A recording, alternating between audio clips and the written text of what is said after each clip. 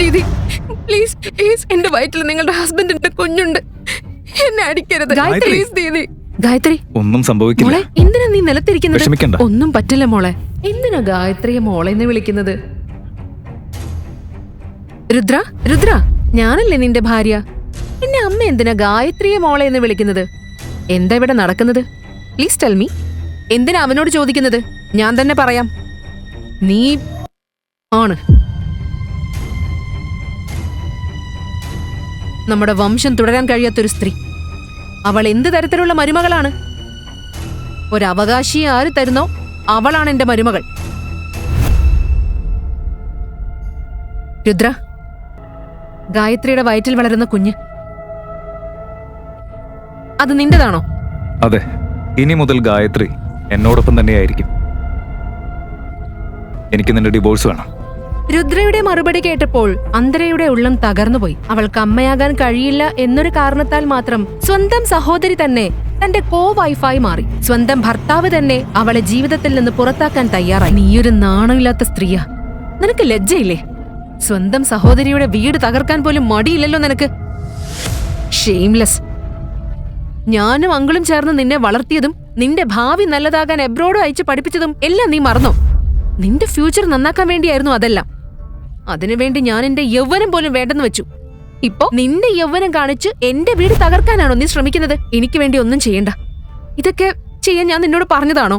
നീ വലിയ ത്യാഗി ചമയുന്നു. എന്റെ പാരന്റ്സ് ചെയ്തത് അവരുടെ ഡ്യൂട്ടിയാണ്. എന്റെ തല പൊട്ടുന്നത് പോലെ വേദനിക്കുന്നു. നിന്റെ ഈ മെലോഡ്രാമ ഒന്ന് നിർത്താമോ? ഡ്രാമ മതി, കുറെ നേരമായി. ഇനി ഗായത്രിക്ക് നിന്നെ കൊണ്ട് വല്ല സ്ട്രെസ്സും വന്നാ എന്റെ തനി സ്വഭാവം നീ അറിയും. ഡിവോഴ്സ് പേപ്പേഴ്സ് ഫയൽ ചെയ്യുന്നത് വരെ നിന്റെ സാധനങ്ങൾ എടുത്ത് സെർവന്റ് റൂമിലേക്ക് മാറി താമസിക്കുക. ഗായത്രിയെ നീ തന്നെ നോക്കിക്കോണം, മനസ്സിലായോ? അല്ലേ അമ്മേ? അതെ മോനെ, ശരിയാണ്. നമ്മുടെ വംശം മുന്നോട്ട് കൊണ്ടുപോകുന്ന മരുമോളെ നോക്കുന്നതിൽ ഒരു കുറവും വരരുത് എന്നുകൂടി അവളോട് പറഞ്ഞേക്ക്. അല്ലെങ്കിൽ ഞാൻ അവളെ വിട്ടേക്കില്ല. ഒരു സ്ത്രീയായിട്ട് മറ്റൊരു സ്ത്രീയോട് എങ്ങനെ ഇങ്ങനെ മോശമായിട്ട് സംസാരിക്കാൻ കഴിയുന്നു? എനിക്ക് അമ്മയാവാൻ ബുദ്ധിമുട്ടുണ്ടെങ്കിൽ IVF സഹായം എടുത്താൽ മതിയായിരുന്നില്ലേ? അതിനായി എന്റെ കുടുംബം തകർക്കേണ്ട കാര്യമില്ലായിരുന്നു. അമ്മ, ഞാനിപ്പോൾ ഗായത്രിക്കായി അതേ പ്രാർത്ഥന തന്നെ ചെയ്യും. വംശത്തിന് അവകാശി വേണമെന്ന് അവൾ സ്വപ്നം കാണുന്നുണ്ടല്ലോ. ആ സ്വപ്നം ഒരിക്കലും നിറവേറാതിരിക്കട്ടെ. മതി, ഇനി ഒരു അക്ഷരം മിണ്ടി പോകരുത്. ഇപ്പൊ തന്നെ നിന്റെ സാധനങ്ങൾ എടുത്ത് സെർവന്റ് റൂമിലേക്ക് മാറിപ്പോ, മനസ്സിലായോ? രുദ്ര, രുദ്ര, ഞാൻ നിന്റെ ഭാര്യയാണ്.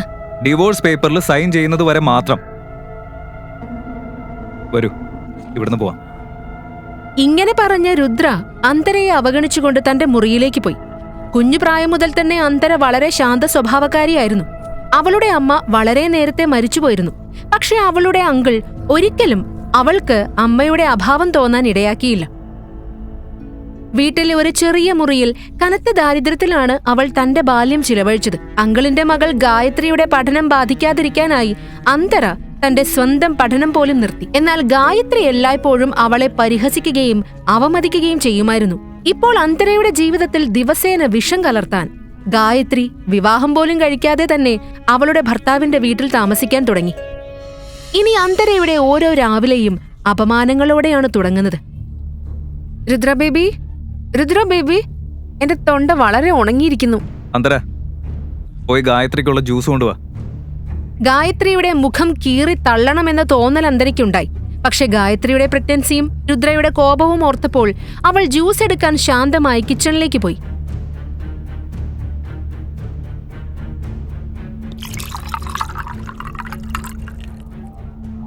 ഈ ജ്യൂസ് ആർക്കാ കൊണ്ടുപോകുന്നത്? മമ്മി, ഇത് ഗായത്രിക്കാ കൊണ്ടുപോകുന്നത്. അതവിടെ വെക്ക്, നിന്നെ വിശ്വസിക്കാൻ പറ്റില്ല. നീ ജ്യൂസിലേക്ക് വിഷം കലർത്തിയിട്ടുണ്ടോന്ന് ആര് കണ്ടു? എന്റെ പേരക്കുട്ടി ജനിക്കുന്നതിന് മുൻപ് തന്നെ മരിച്ച ദിനു,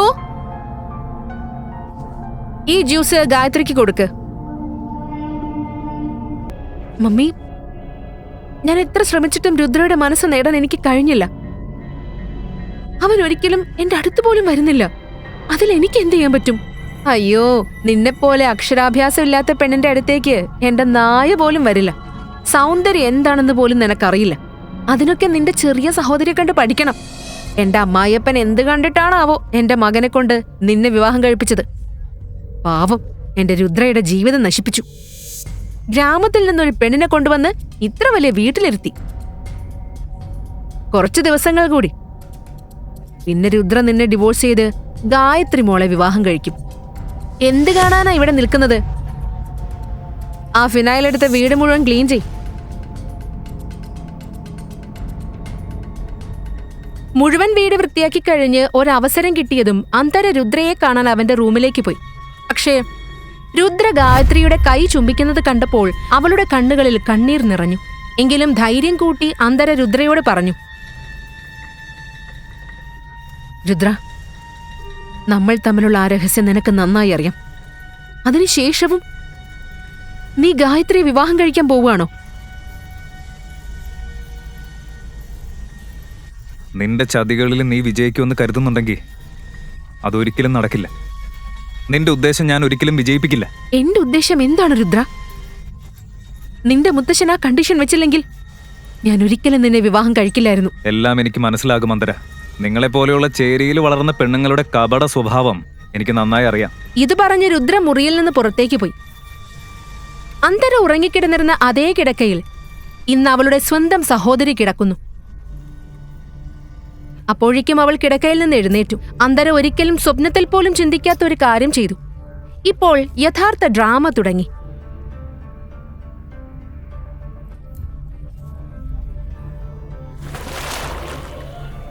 അന്തര, ഈ സോപ്പ് വാട്ടർ നിലത്തൊഴിച്ചത് എന്തിനാ?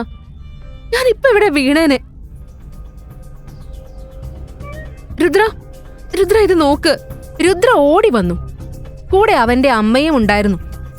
രുദ്ര, അവൾ എന്നെ വീഴ്ത്തി നമ്മുടെ കുഞ്ഞിനെ വകവരുത്താൻ ശ്രമിക്കുക. രുദ്ര, ഞാൻ ഈ വെള്ളം ഒഴിച്ചിട്ടില്ല. മിണ്ടിപ്പോവരുത്. എത്ര ധൈര്യമുണ്ട് നിനക്ക് ഇങ്ങനെ തിരിച്ചു പറയാൻ? ഒരു നിമിഷം എന്ത് സംഭവിച്ചാലും രുദ്ര അവളെ വീട്ടിൽ നിന്ന് പുറത്താക്കില്ലെന്ന് അന്തരയ്ക്ക് തോന്നി. പുറത്തേക്ക് പോ, ഇപ്പൊ തന്നെ എന്റെ വീട്ടിൽ നിന്ന് ഇറങ്ങിപ്പോ.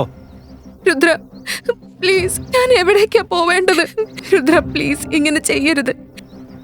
ഞാൻ നിന്റെ ഭാര്യയാണ്. പ്ലീസ് എന്നെ പുറത്താക്കരുത്. നീ പറയുന്നത് പോലെ ഞാൻ ജീവിക്കാം. പ്ലീസ് എന്നെ ഇവിടുന്ന് പുറത്താക്കരുത്.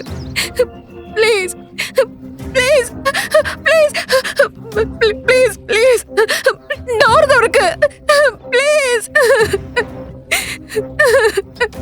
ഞാനിനി എവിടെ പോകും?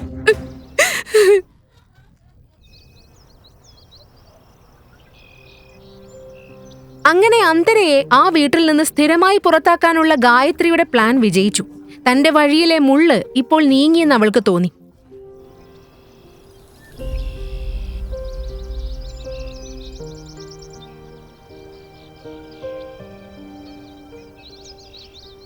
കുറച്ചു നിമിഷങ്ങൾക്ക് ശേഷം ഒരു കാറിന്റെ ഹോൺ ശബ്ദം അവരുടെയെല്ലാം ശ്രദ്ധ പിടിച്ചു.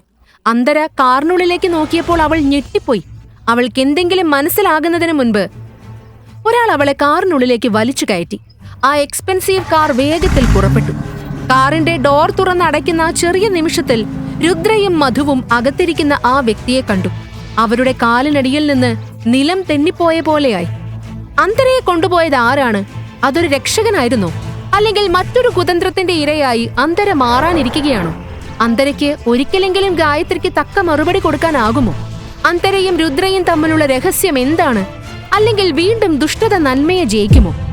കാറിനുള്ളിലെ ആ വ്യക്തിയെ കണ്ടപ്പോൾ അന്തര നിയന്ത്രണം വിട്ട് കരയാൻ തുടങ്ങി. ആ വ്യക്തി മറ്റാരുമല്ല, അവളുടെ ബെസ്റ്റ് ഫ്രണ്ട് തൻവിയായിരുന്നു. തൻവി അന്തരയെ ചേർത്ത് പിടിച്ചു.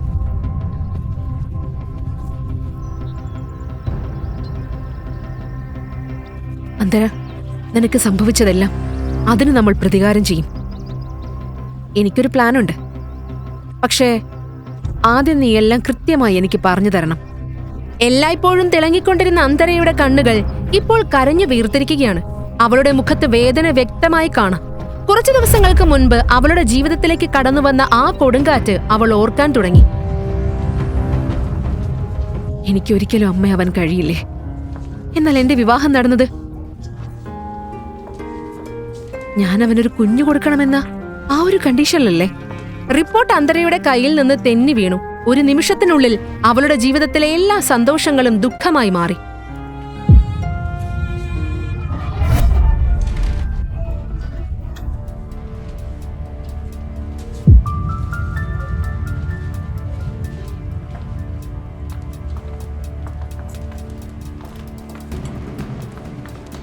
പ്രശ്നം നിനക്കാണെന്ന് എനിക്ക് ആദ്യം മുതൽ തന്നെ അറിയാമായിരുന്നു. അമ്മ, നമുക്ക് വീട്ടിലേക്ക് പോയിട്ട് സംസാരിക്കാം പ്ലീസ്. 4 വർഷമായി നിനക്കൊരു കുഞ്ഞിനെയും ജനിപ്പിക്കാൻ കഴിഞ്ഞിട്ടില്ല. എന്തിന്? ഇവിടെ നിനക്ക് ലജ്ജ തോന്നുന്നുണ്ടോ? 4 വർഷം എന്നെ അമ്മൂമ്മയാക്കാൻ കഴിയാതിരുന്നപ്പോ ലജ്ജ തോന്നിയില്ലല്ലോ. നീ ഈ വീട്ടിലെ കാല് വെച്ചതു മുതൽ ഞങ്ങളുടെ ഭാഗ്യം കെട്ടുപോയി. തന്റെ അമ്മായിയമ്മയുടെ കുത്തിപ്പറച്ചിലുകൾ സഹിച്ചു നിൽക്കുമ്പോൾ അന്തര ഹോസ്പിറ്റൽ കോറിഡോർ വഴി നടന്നു വരുന്ന തന്റെ ഭർത്താവ് രുദ്രയെ കണ്ടു. രുദ്ര, രുദ്ര, ഞാൻ... രുദ്ര അന്തരയെ തള്ളി മാറ്റി. അവൻ ആവേശത്തോടെ തന്റെ അമ്മയുടെ അടുത്തേക്ക് ഓടിപ്പോയി. റിപ്പോർട്ട് പോസിറ്റീവാണ്. അന്തരയുടെ അമ്മായിയമ്മയുടെ കോപം പെട്ടെന്ന് സന്തോഷമായി മാറി. ദേവിയുടെ അനുഗ്രഹത്തോടെ എന്റെ സ്വപ്നം ഒടുവിൽ സാക്ഷാത്കരിക്കാനിരിക്കുക. ഭർത്താവിന്റെയും അമ്മായിയമ്മയുടെയും പെരുമാറ്റത്തിൽ വന്ന ഈ മാറ്റം കണ്ടപ്പോൾ അന്തരയ്ക്കൊന്നും മനസ്സിലായില്ല. അപ്പോഴേക്കും അവളുടെ കസിൻ ഗായത്രി അവിടെ എത്തി. അമ്മായിയമ്മയുടെ കാൽ തൊട്ടു വന്ദിച്ചു. ദൈവം നിന്നെ അനുഗ്രഹിക്കട്ടെ മോളെ. നീ ദീർഘായുസോടെ ജീവിക്കട്ടെ. നിന്നിലൂടെയാണ് എന്റെ സ്വപ്നം പൂവണിയാൻ പോകുന്നത്. രുദ്രയുടെ വംശം മുന്നോട്ടു പോകുന്നത് നിന്നിലൂടെ ആയിരിക്കുമെന്ന് എനിക്ക് ഉറപ്പാണ്. അന്തരയ്ക്ക് മിന്നൽ പോലെ ഒരു അടിയേറ്റ പോലെ തോന്നി. സ്വന്തം സഹോദരിയെ പോലെ കണ്ടിരുന്ന കസിൻ തന്നെയാണ് തന്റെ കുടുംബം തകർത്തതെന്ന് അവൾക്ക് വിശ്വസിക്കാനായില്ല.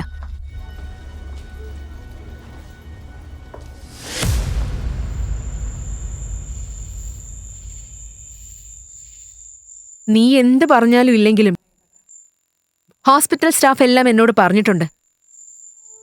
നിന്റെ ഇൻലോസിന്റെ വിചാരം അവരാരാണെന്നാ.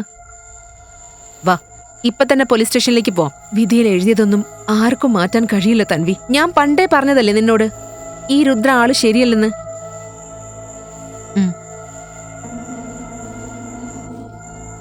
അതുകൊണ്ടാവാം ഞാൻ ഇങ്ങനെയായത്.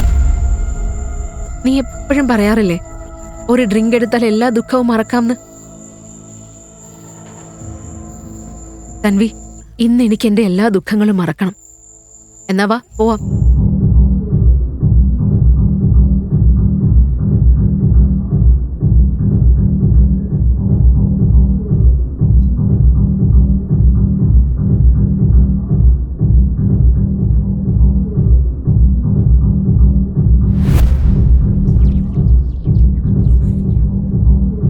എങ്ങനെയുണ്ട്?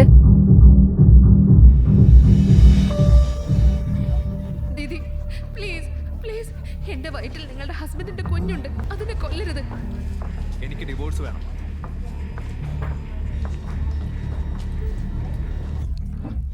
നീ എന്താ ചെയ്യുന്നത്? വെയിറ്റർ, വെയിറ്റർ, എത്ര കുടിക്കും നീ?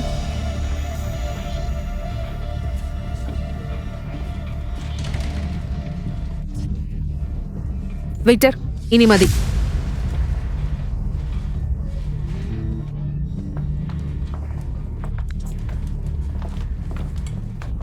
ഇവളെ റൂം നമ്പർ 607ലേക്ക് കൊണ്ടുപോ. Room number 607? പക്ഷേ അത്... വേഗം കൊണ്ടുപോ. അന്തര, നീ ഇവന്റെ കൂടെ പൊയ്ക്കോ. ഞാൻ ATM-ൽ പോയി ക്യാഷ് എടുത്തിട്ട് വരാം. ഓക്കെ? തൻവയും അന്തരയ്ക്കെതിരെ എന്തെങ്കിലും കുതന്ത്രം ആസൂത്രണം ചെയ്തിരുന്നോ? ആ രാത്രി അന്തര മുഴുവനായും മദ്യത്തിൽ മുങ്ങിപ്പോയിരുന്നു. അവൾ റൂമിലേക്ക് നടന്നു പോകുമ്പോൾ അവളുടെ കാലുകൾ പോലും തെന്നിത്തെറ്റി.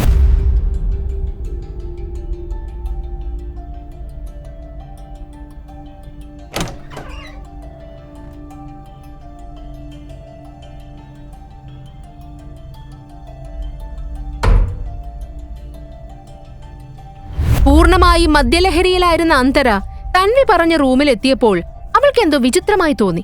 ഒരാൾ അവളുടെ അടുത്തേക്ക് വരുന്നതുപോലെ, ഒരു നിഴൽ പോലെ. അവൾക്കൊപ്പം റൂമിൽ മറ്റാരോ ഉണ്ടെന്നൊരു തോന്നൽ.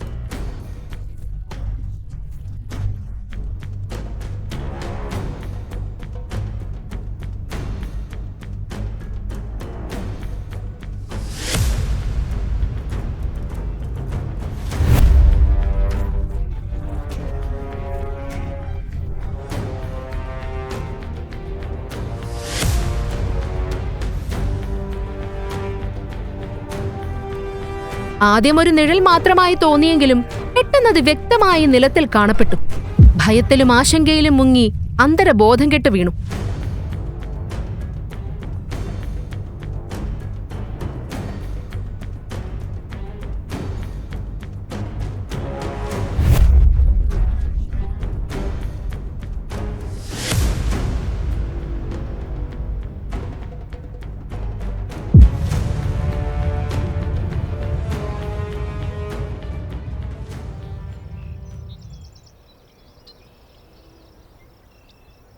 അടുത്ത ദിവസം രാവിലെ അന്തര ഉണർന്നപ്പോൾ അവളുടെ തല കറങ്ങാൻ തുടങ്ങി.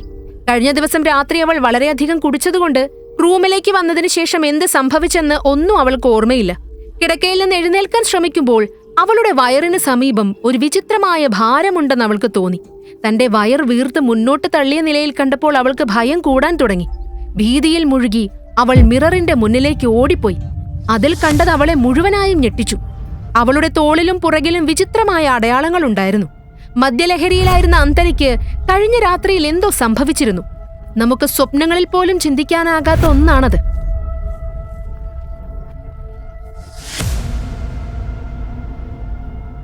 എന്റെ വയറ് ഇതെങ്ങനെ ഇങ്ങനെ വീർത്തു? ഇവിടെ എന്റെ തോലിലുള്ള ഈ അടയാളങ്ങള് ഇതെന്താ? ഇന്നലെ രാത്രി എന്താ സംഭവിച്ചത്? എനിക്ക് എന്തുകൊണ്ടാ ഒന്നും ഓർമ്മയില്ലാത്തത്? ഒരു രാത്രി കൊണ്ട് തന്നെ അന്തര എങ്ങനെ ഗർഭിണിയായി? അവൾക്ക് യഥാർത്ഥത്തിൽ എന്താണ് സംഭവിച്ചത്? അവളുടെ തോളിലെ ആ അടയാളത്തിന്റെ അർത്ഥം എന്താണ്? തൻവിയും ഇതിൽ പങ്കാളിയാണോ? കഴിഞ്ഞ രാത്രിയെക്കുറിച്ച് ഓർക്കാൻ അന്തര ഏറെ ശ്രമിച്ചു. പക്ഷെ അവൾക്കൊന്നും ഓർമ്മയിൽ വന്നില്ല. എന്റെ ഫോൺ. അവൾ ഫോൺ പരിശോധിച്ചപ്പോൾ തൻവിയുടെ 45 മിസ്ഡ് കോൾ ഉണ്ടെന്ന് കണ്ടു. അതിനിടയിൽ വീണ്ടും ഫോൺ റിങ് ചെയ്തു.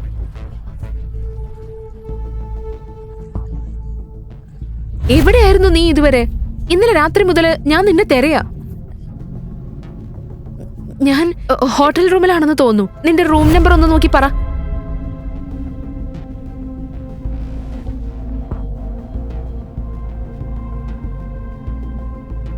607.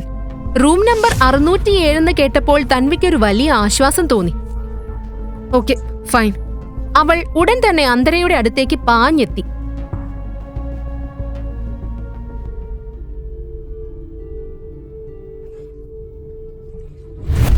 നീ എന്ത് ഈ കോലത്തില്?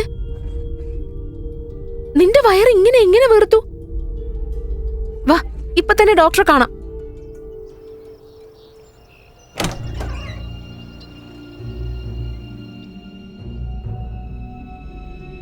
റിപ്പോർട്ട്സ് കിട്ടിയിട്ടുണ്ട്. നിങ്ങൾ 7 മാസം പ്രഗ്നന്റ് ആണ്. ഒരു വശത്ത് അന്തരം ഞെട്ടലിലായിരുന്നു. ഒരാൾ പോലും തൊടാതെ എങ്ങനെ അവൾ പെട്ടെന്ന് 7 മാസം പ്രഗ്നന്റ് ആയി? മറ്റൊരു വശത്ത് പ്രഗ്നൻസി കൺഫേം ആയതോടെ തൻവിക്ക് വളരെ സന്തോഷമായി. പ്ലീസ് പറയൂ തൻവി, ഇന്നലെ രാത്രി എനിക്ക് എന്താ സംഭവിച്ചത്? എല്ലാം ഞാൻ പറയാം അന്തര. പക്ഷെ ഒരു കണ്ടീഷനുണ്ട്. എന്ത് കണ്ടീഷൻ? തൻവിയുടെ കണ്ടീഷൻ കേട്ടപ്പോൾ അന്തര പറഞ്ഞു. നീ എന്താ പറയുന്നത് തൻവി? നീ ഇന്നലെ രാത്രിയിലെ സത്യം പറഞ്ഞില്ലെങ്കിലും കുഴപ്പമില്ല. പക്ഷെ ഈ കണ്ടീഷൻ അംഗീകരിക്കാൻ എനിക്ക് കഴിയില്ല. ആ കണ്ടീഷൻ എന്തായിരുന്നു? അന്തരയ്ക്ക് ഇന്നലെ രാത്രിയിലെ സത്യം കണ്ടെത്താൻ കഴിയുമോ? ഒരു വശത്ത് അന്തര സത്യം കണ്ടെത്താൻ ശ്രമിക്കുമ്പോൾ മറ്റൊരു വശത്ത് രുദ്ര ഗായത്രിയെ ഹോസ്പിറ്റലിൽ ചെക്കപ്പ് ചെയ്യാൻ കൊണ്ടുപോയിരുന്നു. പഴയ പോലെ തന്നെ ഗായത്രി പുതിയ ഡ്രാമ തുടങ്ങുകയും ചെയ്തു.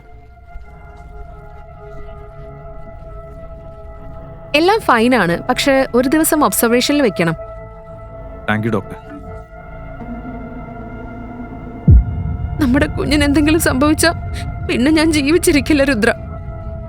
ഇല്ല, ഒട്ടും വിഷമിക്കണ്ട. ഞാൻ ഉണ്ടാവുമ്പോ അന്തരയോ മറ്റാരെങ്കിലും നമ്മുടെ കുഞ്ഞിനെ ഒന്നും ചെയ്യില്ല. നീ ടെൻഷൻ അടിക്കണ്ട. ഞാനില്ലേ നിന്റെ കൂടെ. നിന്നെ ഞാൻ നോക്കിക്കോളാം. നീ റെസ്റ്റ് എടുക്ക്. ഞാൻ ജ്യൂസ് കൊണ്ടുവരാം. ഓക്കെ?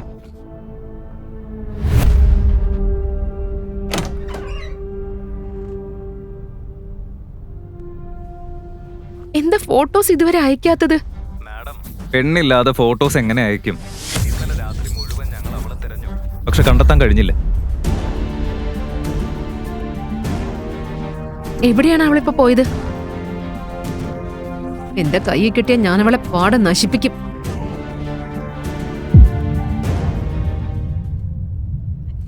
അതിനിടയിൽ അന്തരയുടെ ഫോണിലേക്ക് ഒരു മെസ്സേജ് വന്നു. റൂം നമ്പർ 602 10 പേർ നിന്നെ ദുരുപയോഗം ചെയ്യാൻ കാത്തിരിക്കുകയാണ്. അവരെ അയച്ചത് ഗായത്രിയാണ്. എന്ത്?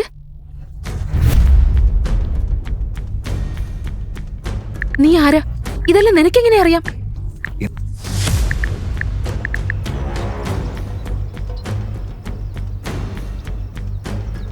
ഇന്നലെ രാത്രി നിന്നോടൊപ്പം ഉണ്ടായിരുന്നത് ഞാനാണ്. നിന്റെ ജീവിതം മുഴുവനായി മാറാൻ പോവുകയാണ്.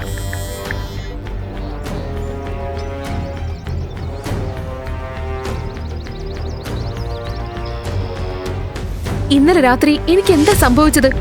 ഒരു രാത്രി കൊണ്ട് എങ്ങനെയാ ഞാൻ 7 മാസം പ്രഗ്നന്റ് ആയെന്ന് നിനക്കറിയാമോ?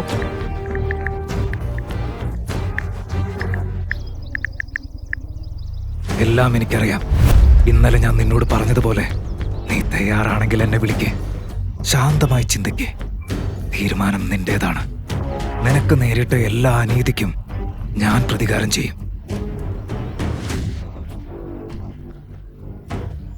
നിനക്ക് നിന്റെ അവകാശം ഞാൻ നേടിത്തരും. നിന്റെ സ്വന്തം മിസ്റ്റർ ഷാഡോ.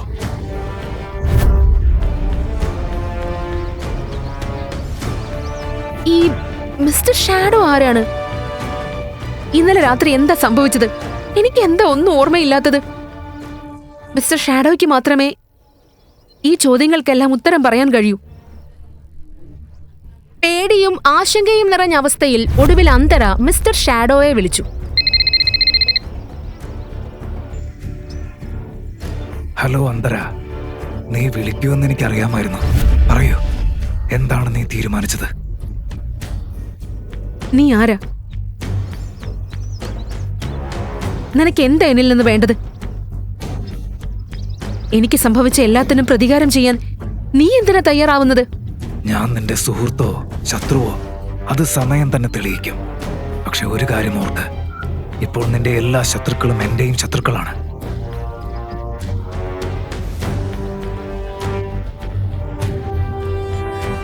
നിനക്ക് നേരിട്ട അനീതിക്ക് ഞാൻ പ്രതികാരം ചെയ്യുന്നത് വരെ. മിസ്റ്റർ ഷാഡോ ആരാണ്? അന്തരയിൽ നിന്ന് ഇനി അവൻ എന്താണ് ആഗ്രഹിക്കുന്നത്? അന്തരയ്ക്ക് നേരിട്ട അനീതിക്ക് പ്രതികാരം ചെയ്യാൻ അവൻ എന്തുകൊണ്ട് തയ്യാറാകുന്നു? ആ രാത്രിയിൽ അന്തരയ്ക്ക് യഥാർത്ഥത്തിൽ എന്താണ് സംഭവിച്ചത്? ഒരു ദിവസം കൊണ്ട് എങ്ങനെ അന്തര 7 മാസം ഗർഭിണിയായി? അവളുടെ തോളിലെ ആ അടയാളത്തിന്റെ അർത്ഥം എന്താണ്? തൻവിയും ഇതിൽ പങ്കാളിയാണോ? അവൾ അന്തരയുടെ മുന്നിൽ വെച്ച കണ്ടീഷൻ എന്താണ്? 5 ലക്ഷം രൂപ കുറവാണെന്ന് എനിക്കറിയാം.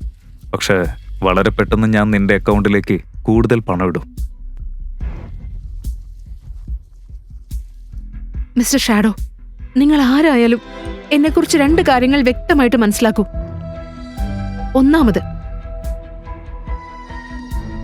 ഇന്നലെ ഞാൻ മദ്യലഹരിയിലായിരുന്നു.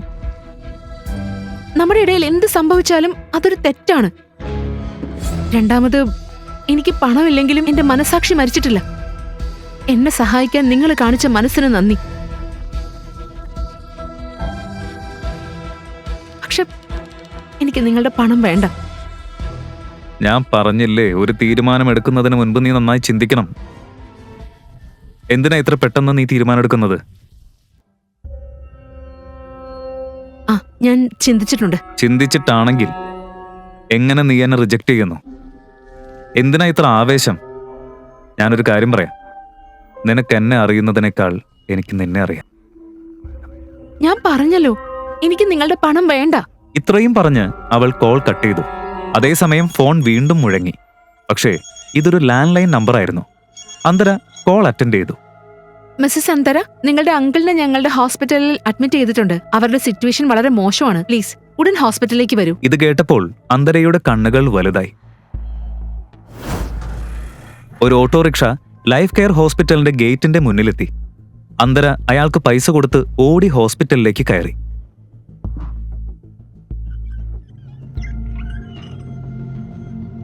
Excuse me sister, Mukund Bansal എന്റെ അങ്കിളാണ്. അദ്ദേഹത്തിന് എന്താ സംഭവിച്ചത്? അവര് രാവിലെ ചെക്കപ്പിന് വന്നതായിരുന്നു. അതിനിടെ ഒരു കോള് വന്നു. അതിനുശേഷം പെട്ടെന്ന് ബ്ലഡ് പ്രഷർ കുറഞ്ഞു. ഇപ്പൊ ICUല. ഡോക്ടർ പരിശോധിക്കുക. ഇത് കേട്ടപ്പോൾ അന്തരയ്ക്ക് ഭയം തോന്നി. മുകുന്ദ് ബൻസൽ ഗായത്രിയുടെ അച്ഛനും അന്തരയുടെ അമ്മയുടെ ആങ്ങളെയുമായിരുന്നു. അയാൾക്ക് ഇതിനു മുമ്പും ഹാർട്ട് അറ്റാക്ക് ഉണ്ടായിട്ടുണ്ട്. കുട്ടിക്കാലത്ത് അവൾക്ക് അമ്മയുടെയും അച്ഛന്റെയും സ്നേഹം കൊടുത്തത് അയാളായിരുന്നു. അന്തരയുടെ കണ്ണുകളിൽ കണ്ണീർ നിറഞ്ഞു. അപ്പോഴേക്കും ICU ഡോക്ടർ പുറത്തേക്ക് വന്നു. ഡോക്ടർ, ഞാൻ അന്തര. മുകുന്ദ് ബൻസാൽ എന്റെ അങ്കിളാണ്. അദ്ദേഹത്തിന് കുഴപ്പമൊന്നുമില്ലല്ലോ? നോക്ക്, അദ്ദേഹത്തിന്റെ കണ്ടീഷൻ ക്രിട്ടിക്കലാ. ഉടൻ ഓപ്പറേഷൻ ചെയ്യണം. ഇനി കാത്തിരിക്കാൻ പറ്റില്ല നമുക്ക്. വേഗം 3 ലക്ഷം രൂപ ഡെപ്പോസിറ്റ്. എന്നാൽ മാത്രമേ ഓപ്പറേഷൻ തുടങ്ങാൻ സാധിക്കൂ. ഡോക്ടർ, നിങ്ങൾ ഓപ്പറേഷൻ തുടങ്ങൂ. ഞാൻ പണം അറേഞ്ച് ചെയ്യാം. സോറി അന്തര, അഡ്വാൻസ് ഇല്ലാതെ ഓപ്പറേഷൻ തുടങ്ങാൻ പറ്റില്ല. അത് ഹോസ്പിറ്റൽ പോളിസിക്കെതിരാ. അവളുടെ കയ്യിൽ അത്രയും പണമില്ലായിരുന്നു. അതുകൊണ്ട് സ്വന്തം ആത്മാഭിമാനം പോലും മറന്ന് അവൾ രുദ്രയുടെ നമ്പർ ഡയൽ ചെയ്തു. ഹലോ രുദ്ര. എന്താ കാര്യം? ഇന്ന് രാവിലെ നീ എന്റെ കോള് കട്ട് ചെയ്തപ്പോ ഇനി ഒരിക്കലും നീ എന്നോട് സംസാരിക്കില്ലെന്നാ ഞാൻ കരുതിയെ. ഓ, മനസ്സിലായി. ഇപ്പൊ എന്നെക്കാൾ കൂടുതൽ ഈ ഡിവോഴ്സിന് തിടുക്കം നിനക്കാണെന്ന് തോന്നുന്നു. രുദ്രയുടെ പരിഹാസങ്ങൾ അവഗണിച്ച് അന്തര പറഞ്ഞു. രുദ്ര, എനിക്ക് 3 ലക്ഷം രൂപ തരാമോ? നിന്റെ ആർത്തിക്ക് ഒരു പരിധിയില്ലല്ലോ. ഇന്നലെ ഞാൻ നിനക്കൊരു ചെക്ക് തന്നു. ഇന്ന് വീണ്ടും നീ പണം ചോദിക്കാം. ഇന്നലെ നീ പണത്തിന് വേണ്ടി എന്നെ വിവാഹം കഴിച്ചെന്ന് ഞാൻ പറഞ്ഞപ്പോ നീ വലിയ സതി സാവിത്രിയായിട്ട് അഭിനയിക്കായിരുന്നല്ലോ. അത് മുഴുവൻ നാടകമായിരുന്നല്ലേ? രുദ്ര, പ്ലീസ് മനസ്സിലാക്ക്. ഞാൻ നിന്നോട് അപേക്ഷിക്കുക. ഇപ്രാവശ്യം എന്നെ ഒന്ന് സഹായിക്ക്. മിസ്സസ് അഹൂജ, എന്തെങ്കിലും ചെയ്യുന്നുണ്ടെങ്കിൽ വേഗം ചെയ്യ്. പേഷ്യന്റിന് സമയം വളരെ കുറവാ. രുദ്ര, ഇനി ഒരിക്കലും ഞാൻ നിന്നോടൊന്നും ചോദിക്കില്ല. പ്ലീസ് 3 ലക്ഷം രൂപ തരൂ. മതി, ഈ ഡ്രാമയൊന്ന് നിർത്ത്. രുദ്ര എവിടെ? അവന് ഫോൺ കൊടുക്ക്. എനിക്ക് നിന്നോടൊന്നും സംസാരിക്കാനില്ല. അവൻ തന്നെയാണ് ഫോൺ എനിക്ക് തന്നത്. ഡിവോഴ്സ് സംബന്ധിച്ച കാര്യങ്ങൾ ഒഴികെ മറ്റൊന്നും നിന്നോട് സംസാരിക്കാനില്ലെന്ന് പറഞ്ഞു. എന്താ നടക്കുന്നതെന്ന് നിനക്കറിയാമോ? അങ്കിൾ ഹോസ്പിറ്റലിലാണ്. ട്രീറ്റ്മെന്റിലേക്ക് പണം വേണം, അതല്ലേ? ദയവായി രുദ്രനോട് 3 ലക്ഷം രൂപ തരാൻ പറയൂ. എല്ലാ കടങ്ങളും ഞാൻ പതിയെ തിരിച്ചു തരാമെന്ന് ഞാൻ വാക്ക് തരാം. ശ്രദ്ധിച്ചു കേട്ടോ, രുദ്ര നിനക്ക് പണം തരാൻ സമ്മതിച്ചാലും ഞാൻ സമ്മതിക്കില്ല. കാരണം ഞാൻ തന്നെ നിന്റെ അങ്കിളിനെ, അതായത് എന്റെ പ്രിയപ്പെട്ട അച്ഛനെ വിളിച്ചു പറഞ്ഞതാ നീ മറ്റൊരു പുരുഷനൊപ്പം ആയിരുന്നുന്ന്. അത് കേട്ടതും അവര് നേരെ ഓപ്പറേഷൻ തിയേറ്ററിലേക്ക് പോയി. ഇത് പറഞ്ഞ് ഗായത്രി നാണമില്ലാതെ ചിരിച്ച് കോൾ കട്ട് ചെയ്തു. ഇത് കേട്ടപ്പോൾ അന്തരയ്ക്ക് വിശ്വസിക്കാൻ പോലും കഴിഞ്ഞില്ല. ഒരു മകൾക്ക് ഇത്രയും ക്രൂരത കാണിക്കാൻ എങ്ങനെ സാധിക്കുമെന്ന് അവൾ ആലോചിച്ചു.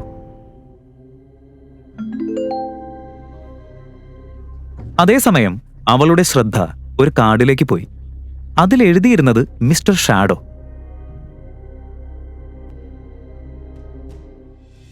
അത് കണ്ടതോടെ അധികം ചിന്തിക്കാതെ തന്നെ അന്തര ഒരു തീരുമാനമെടുത്തു.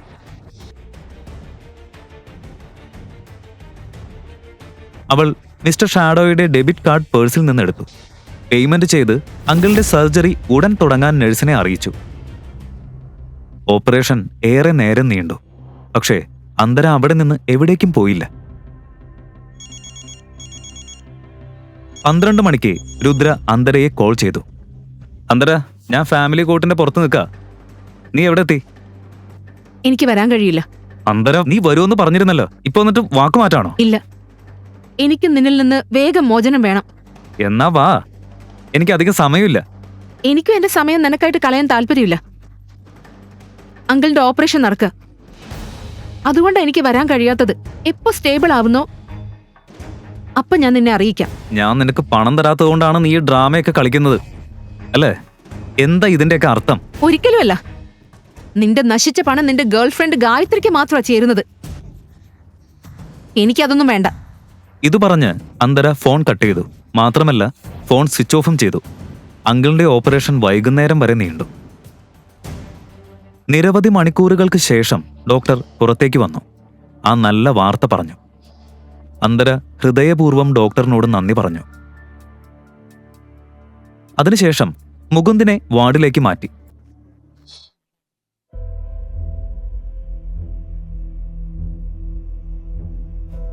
അങ്കിൾ. ബോധം വന്നതും അവൻ മുന്നിൽ അന്തരയെ കണ്ടു. മോളെ, ഗായത്രി പറഞ്ഞതെല്ലാം കള്ളമാണെന്ന് ഒരിക്കലെങ്കിലും പറയേ. ഇങ്ങനെ വലിയൊരു തെറ്റ് നീ എങ്ങനെ ചെയ്തു മോളെ? അങ്കിൾ, നിങ്ങൾ കരുതുന്നത് പോലെ ഒന്നുമല്ല. ഇപ്പൊ നിങ്ങൾ സ്ട്രെസ് എടുക്കല്ലേ? ഇതിനെക്കുറിച്ച് രുദ്രയ്ക്ക് അറിയോ? എനിക്കറിയില്ല. ഇനി മുതൽ നീ ശ്രദ്ധയോടെ ഇരിക്കണം മോളെ. ദൈവം രക്ഷിക്കട്ടെ, ഇങ്ങനെ ഒരു തെറ്റ് വീണ്ടും സംഭവിക്കരുത്. ഇതുകൊണ്ട് നിന്റെ വിവാഹം തകർന്നു പോകും. ഞാൻ മരിച്ചു പോകുമ്പോ നിന്റെ അമ്മയോട് ഞാൻ എന്താ പറയാ? മുകുന്ദ് സംസാരിച്ച് തീർന്ന ഉടനെ ഡോർ തുറക്കുന്ന ശബ്ദം കേട്ടു. അന്തര ആ ദിശയിലേക്ക് നോക്കിയപ്പോൾ അവൾ പൂർണ്ണമായും ഞെട്ടിപ്പോയി. അവിടെ രുദ്ര നിൽക്കുകയായിരുന്നു. ഇപ്പൊ എങ്ങനെയുണ്ട് അങ്കിൾ? കൂടെ ഗായത്രിയും. അയ്യോ രുദ്രമോനെ, വാ വാ ഇരിക്കേ. അന്തരമോളെ, രുദ്ര എത്ര ബിസിയുള്ള ആളാ. ഓപ്പറേഷന്റെ കാര്യം അവനോട് പറയേണ്ട ആവശ്യം ഉണ്ടായിരുന്നോ? അവന്റെ ജോലി വെറുതെ ഡിസ്റ്റർബ് ആയില്ലേ? അങ്കിൾ അന്തര എന്നെ വിളിച്ചില്ല. ഞാനിവിടെ വന്നത് ഗായത്രിക്ക് വേണ്ടിയാ. ഗായത്രിക്കോ? എന്തിന്? അപ്പ നിങ്ങളുടെ ആരോഗ്യത്തെക്കുറിച്ച് ചോദിക്കാനും കൂടെ മറ്റൊരു കാര്യം പറയാനോ ഞങ്ങൾ വന്നത്. കഴിഞ്ഞ 48 മണിക്കൂറിൽ സംഭവിച്ചതെല്ലാം ഗായത്രി മുകുന്ദനോട് പറഞ്ഞാൽ അയാൾക്കത് താങ്ങാൻ കഴിയില്ലായിരുന്നു. ഇപ്പോൾ അന്തര എന്തു ചെയ്യും? അവൾക്ക് ഗായത്രിയെ തടയാൻ കഴിയുമോ? അല്ലെങ്കിൽ തന്റെ മാതാപിതാക്കളെ പോലെ തന്നെ അങ്കിളിനെയും അവൾക്ക് നഷ്ടപ്പെടുമോ?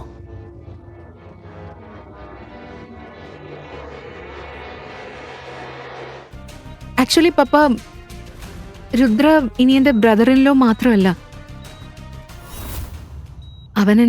അവൻ അവളുടെ ബോസ് കൂടിയാ. ഗായത്രി ഇപ്പോ രുദ്രയുടെ കമ്പനിയിൽ ജോലി ചെയ്യുന്നു. അവൻ അവളുടെ വർക്കിന് ഇപ്പോഴും പ്രൈസ് ചെയ്യാറുണ്ട്. അതൊക്കെ നല്ല കാര്യാ. ഗായത്രിയുടെ പഠനത്തിനായിട്ട് ഞങ്ങൾ സഹിച്ച കഷ്ടങ്ങള് ഇപ്പൊ ഫലം കാണുന്നുണ്ട്. ഇപ്പോ അന്തര ഗായത്രിയെ തടഞ്ഞെങ്കിലും എപ്പോഴാണ് അവൾ എന്തെങ്കിലും പറയുക എന്ന് പറയാൻ പറ്റില്ല. അല്ല, നിങ്ങൾ എന്താ നിൽക്കുന്നത്? ഇരിക്കൂ. നിങ്ങളുടെ ഹെൽത്ത് നോക്കാനാണ് ഞങ്ങൾ വന്നത്. ഇപ്പോ നിങ്ങൾക്ക് ഭേദമായിട്ട് തോന്നുന്നുണ്ട്. ആക്ച്വലി ഓഫീസിലേക്ക് ലേറ്റ് ആവുന്നുണ്ട്. ഞങ്ങൾ പോട്ടെ. നിങ്ങളെല്ലാവരും നിങ്ങളുടെ ജോലി നോക്ക്. എന്നെ കുറിച്ച് ആലോചിച്ച് വിഷമിക്കണ്ട. അങ്കിൾ എന്തെങ്കിലും ആവശ്യമുണ്ടെങ്കിൽ എന്നെ വിളിച്ചാൽ മതി. അല്ലെങ്കിൽ ഗായത്രിയെ വിളിക്കാം. രുദ്രയുടെ ഈ പെരുമാറ്റം കണ്ടപ്പോൾ മുകുന്ദന് എപ്പോഴും തോന്നിയിരുന്നത് അന്തര വളരെ ഭാഗ്യവതിയാണ് എന്നായിരുന്നു. ഇത്ര ബിസി ആയിരിക്കുമ്പോഴും ഇന്ന് അവൻ വന്നത് മൂലം മുകുന്ദന് അവനോടുള്ള ബഹുമാനം കൂടി.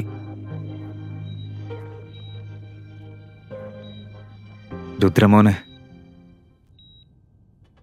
Yes uncle. ഗായത്രി നിന്നോടൊപ്പം ജോലി ചെയ്യുന്നതിൽ എനിക്ക് സന്തോഷമുണ്ട്. അവള് നിന്റെ സിസ്റ്റർ ഇൻ ലോയെ ആയാലും ആ ബന്ധം കാരണം അവളുടെ ഒരു തെറ്റും നീ അവഗണിക്കരുത്. അതിന്റെ ആവശ്യമില്ല.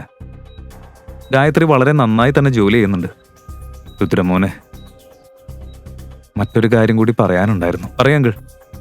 മകനെ, എനിക്ക് എപ്പോ വേണമെങ്കിലും കോൾ വരാം. അതുകൊണ്ട് പോകുന്നതിന് മുൻപ് നിങ്ങൾ ഇരുവരുടെയും കുഞ്ഞുങ്ങളെ കൂടി എനിക്ക് കാണണം. മുകുന്ദന്റെ വാക്കുകൾ കേട്ടപ്പോൾ അന്തര തല കുനിച്ചു. തനിക്കൊരിക്കലും അമ്മയാകാൻ കഴിയില്ല എന്ന് അവൾ അങ്കിളിനോട് എങ്ങനെ പറയും? പപ്പ, നിങ്ങൾക്കറിയില്ലായിരിക്കും, പക്ഷേ ഈ അന്തരയ്ക്ക് ഒരിക്കലും അയ്യോ, ഞാൻ മറന്നുപോയി. നേഴ്സ് അങ്കിളുടെ മെഡിസിൻസിന് ഈ പ്രിസ്ക്രിപ്ഷൻ തന്നിരുന്നു. ഇത് മേഴ്സി ഫാർമസിയിൽ നിന്ന് വാങ്ങി തരുമോ? പ്ലീസ് കൊണ്ടുവരുമോ? എനിക്ക് രുദ്രയോടൊന്ന് ഒറ്റയ്ക്ക് സംസാരിക്കണം. ചേച്ചി, ഇങ്ങനെ പ്രൈവറ്റായിട്ട് പറയേണ്ട എന്ത് കാര്യമാ?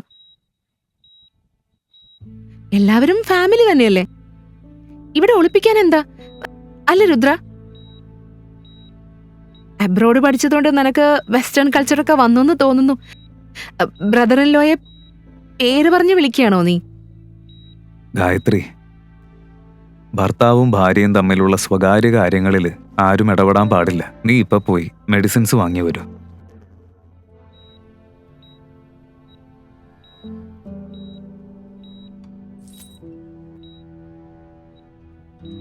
എനിക്ക് നിന്നോട് സംസാരിക്കണം. പുറത്തേക്ക് വരാമോ? ഇന്നാണ് അങ്കിളുടെ സർജറി കഴിഞ്ഞത്. അങ്കിളുടെ കണ്ടീഷൻ വളരെ ക്രിട്ടിക്കൽ ആണെന്ന് നീ കണ്ടല്ലോ. ഡോക്ടർ പറഞ്ഞത് ഒരു തരം സ്ട്രെസ് പോലെ എടുക്കരുതെന്നാ. ഇല്ലെങ്കിൽ അങ്കിളുടെ സ്ഥിതി കൂടുതൽ മോശമാകും. ഈ തവണ രക്ഷിക്കാനും ബുദ്ധിമുട്ടാകും. അതുകൊണ്ട് നമ്മുടെ ഡിവോഴ്സിന്റെ കാര്യം അങ്കിൾ അറിയാൻ പാടില്ല. ആ ഷോക്ക് അദ്ദേഹത്തിന് സഹിക്കില്ല. പ്ലീസ് ഒന്നും പറയരുത്. ആദ്യം ഭാര്യയെ പോലെ എന്നോട് ഓർഡർ ഇടുന്നത് നിർത്ത്. നമ്മൾ ലീഗലി ഡിവോഴ്സ് ആയിട്ടില്ലെങ്കിലും മനസ്സിൽ നമ്മൾ ഇതിനകം വേർപിരിഞ്ഞവരെ തന്നെയാ. 4 വർഷം നമ്മൾ ഒരുമിച്ചിരിക്കുമ്പോഴും നീ ഒരിക്കലും എനിക്ക് എന്തെങ്കിലും പറയാനുള്ള അവകാശം തന്നില്ല. ഇപ്പോ നമ്മൾ വേർപിരിഞ്ഞപ്പോ ഞാൻ എന്ത് ഓർഡർ നൽകാനാ രുദ്ര? ഈ 4 വർഷത്തെ വിവാഹ ജീവിതത്തിൽ ഞാൻ നിന്നോടൊന്നും ചോദിച്ചിട്ടില്ല. പക്ഷെ ഇന്ന് ഞാൻ നിന്നോട് അപേക്ഷിക്കുകയാണ്. അങ്കിൾ ഒന്നും അറിയാൻ പാടില്ല. ഞാൻ പറയുന്നത് കേട്ടാ നീ തോറ്റു, ഞാൻ ജയിക്കും എന്ന് നീ വിചാരിക്കുന്നുണ്ടോ? ഇത് ജയപരാജയത്തിന്റെ കാര്യമല്ല രുദ്ര, ഇതൊരു ജീവന്റെ കാര്യമാണ്. അതെന്റെ അങ്കിളാണ്, പക്ഷെ ഗായത്രിയുടെ അച്ഛനുമാ. എനിക്ക് വേണ്ടിയല്ലെങ്കിലും കുറഞ്ഞത് ഗായത്രിക്കായിട്ട് ഇത്രയെങ്കിലും ചെയ്യൂ. ശരി, ഞാൻ ഗായത്രിയോട് സംസാരിക്കും. ഇനി സംസാരിച്ചു കഴിഞ്ഞോ? ഞാൻ പൊക്കോട്ടെ, എനിക്ക് ലേറ്റ് ആയിക്കൊണ്ടിരിക്കുക. അന്തര തന്റെ അങ്കിളിന്റെ വാർഡിലേക്ക് പെട്ടെന്ന് പോകാൻ നോക്കി. ഗായത്രി അവിടെ ആദ്യം എത്തി എല്ലാം പറഞ്ഞു പോകുമോ എന്ന ഭയം അവൾക്കുണ്ടായിരുന്നു. നിന്റെ കഴുത്തിലുള്ള ആ മാർക്ക് എന്താ? അതെന്ത് തരത്തിലുള്ള അടയാളമാണെന്ന് മനസ്സിലാക്കാൻ രുദ്രയ്ക്ക് അധിക സമയം എടുത്തില്ല. അതൊരു ആക്സിഡന്റ് ആയിരുന്നു രുദ്ര. എനിക്ക് നിന്നെ ഒന്നും വിശദീകരിക്കേണ്ട ബാധ്യതയില്ല. അങ്കിളിന് ഭേദമായ നമുക്ക് ഡിവോഴ്സ് കംപ്ലീറ്റ് ചെയ്യാം. അതിനുശേഷം നീ എന്റെ മുഖം കാണേണ്ടതില്ല. എനിക്ക് നിന്നെ കാണണ്ട. ഇനി എന്നോട് ചോദ്യം ചെയ്യാൻ നിനക്ക് അവകാശമില്ല. നീ ഒരു കാര്യം മറക്കുക, ഞാൻ ഇപ്പോഴും നിന്റെ ഭർത്താവാണ്. ഡിവോഴ്സ് ആയിട്ടില്ല. പറയ്, അവനാരല്ലെങ്കിൽ ഞാൻ നിന്നെ കൊല്ലും. എനിക്ക് ഭർത്താവൊന്നുമില്ല. ഇൻഫാക്ട് ഒരിക്കലും ഉണ്ടായിരുന്നുമില്ല.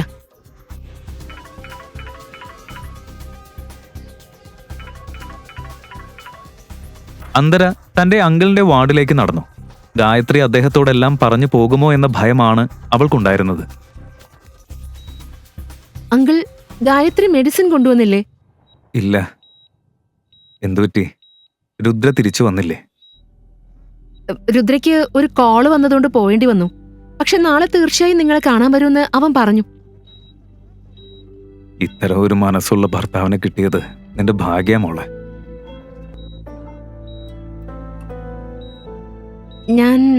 ഞാൻ പോയി മെഡിസിൻ വാങ്ങിയിട്ട് വരാം.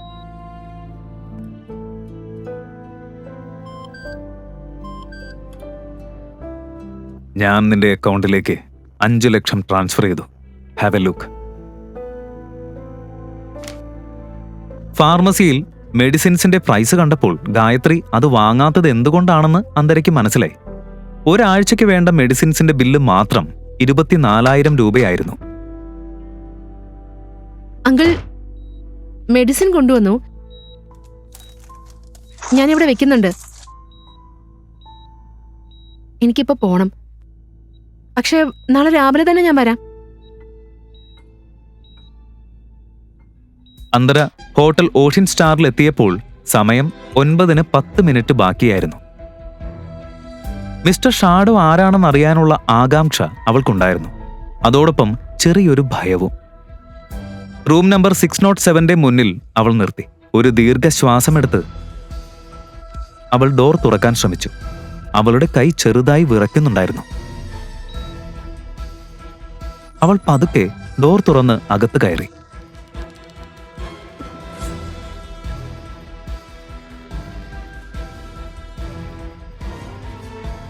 ഹലോ അന്തര. മങ്ങിയ വെളിച്ചത്തിൽ വിൻഡോയുടെ സമീപം നിൽക്കുന്ന ഒരു മനുഷ്യന്റെ നിഴൽ അന്തരയ്ക്ക് കാണാനായി. അന്തരയ്ക്ക് മിസ്റ്റർ ഷാഡോ ആരാണെന്ന് കണ്ടെത്താനാകുമോ?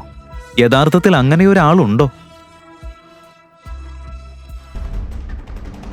അവന്റെ കയ്യിൽ ഒരു ഗ്ലാസ് ഉണ്ടായിരുന്നു. അവൻ കുടിച്ചുകൊണ്ടിരിക്കുകയായിരുന്നു. അകത്തേക്ക് വരൂ.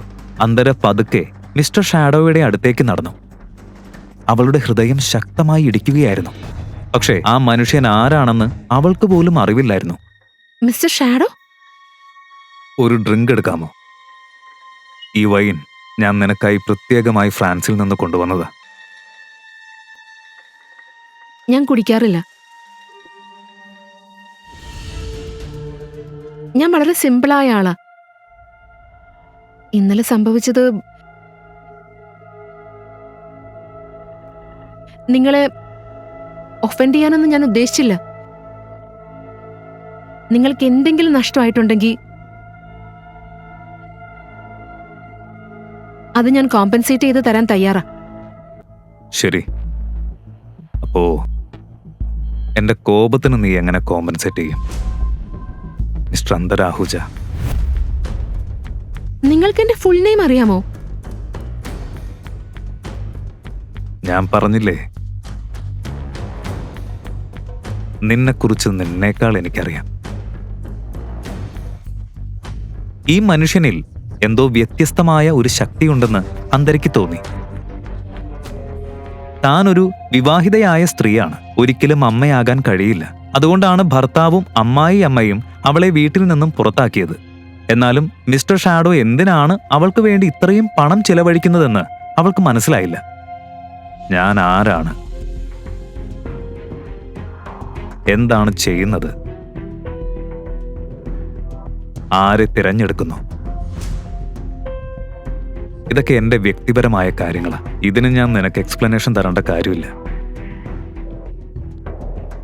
I'm sorry, mister shadow. അപ്പോ ഇനി എന്തിനാ നമ്മൾ കാത്തിരിക്കുന്നത്? ഇപ്പൊ തന്നെ നമ്മുടെ ലവ് സ്റ്റോറി തുടങ്ങാലോ. ഞാൻ ഇപ്പോഴും ഡിവോഴ്സ് ആയിട്ടില്ല. അതിനെന്താ പ്രശ്നം? ആദ്യം ഡിവോഴ്സ് കംപ്ലീറ്റ് ആകണം. അതുവരെ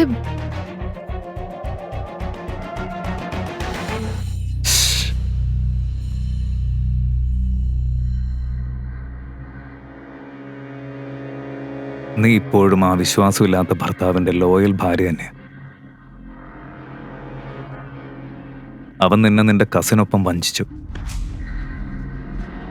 പിന്നെ നിന്നെ വീട്ടിൽ നിന്ന് പുറത്താക്കി. ഇപ്പൊ നീ എന്റേതാണ് അന്തര.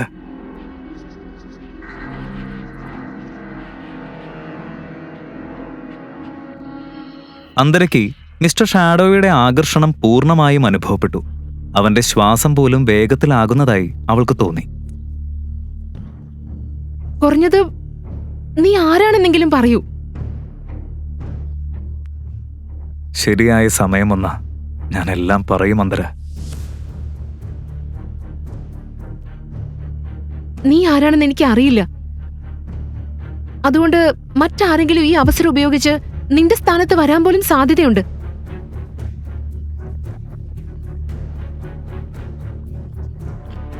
ആർക്കും നിന്നെ തൊടാൻ പോലും കഴിയില്ല. നീ ശാന്തമായി ഉറങ്ങ.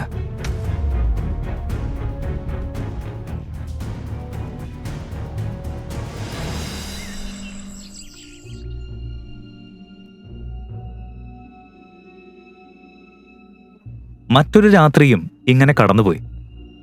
രാവിലെ അന്തരയുണർന്നപ്പോൾ മിസ്റ്റർ ഷാഡോ റൂമിൽ ഉണ്ടായിരുന്നില്ല.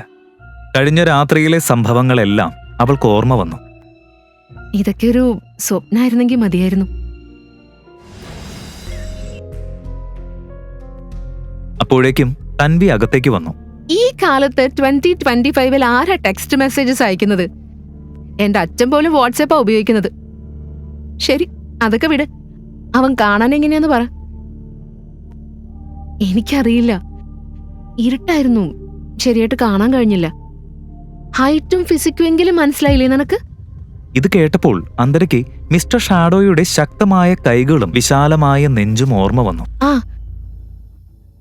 ഹൈറ്റ് ഉണ്ട്, പിന്നെ അയാള് ഓർമ്മിച്ചപ്പോ തന്നെ നിന്റെ കവിളുകൾ ചോന്നത് എന്താ? എന്തോ ഉണ്ടല്ലോ. ഇല്ല, അങ്ങനെയൊന്നുമില്ല. എന്തായാലും അവൻ ആരായാലും അതെന്തെങ്കിലും ആവട്ടെ, അവനൊരു വലിയ റിച്ച് ആളാ. അതായത് ഒരു കാര്യമില്ലാതെ അയാൾ നിനക്ക് 10 ലക്ഷമാ തന്നത്. എനിക്ക് തോന്നുന്നത് അവന് നിന്നെ ഇഷ്ടമായിരിക്കും. ഞാൻ വിവാഹിതയാണ്.